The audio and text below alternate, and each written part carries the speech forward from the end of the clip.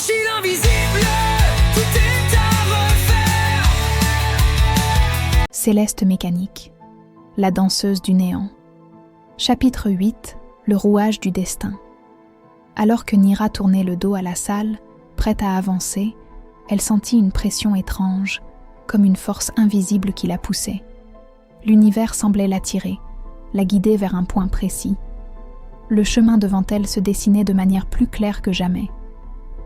Les cartes fractales ne flottaient plus autour d'elle, mais s'étaient fixées dans une forme précise, une ligne directrice à suivre, comme un fil d'Ariane guidant un voyageur perdu à travers le labyrinthe de ses propres pensées.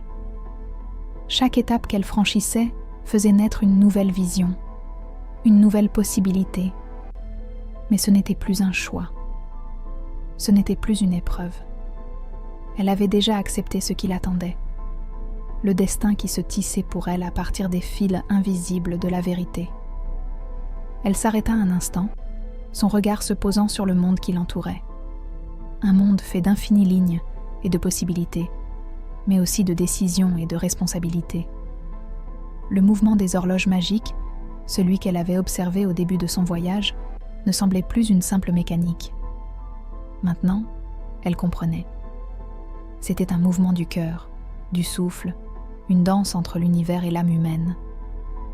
Elle n'était plus seulement une observatrice de ce monde, mais une partie intégrante de ce système, un rouage parmi d'autres, mais un rouage qui savait désormais ce qu'il devait accomplir.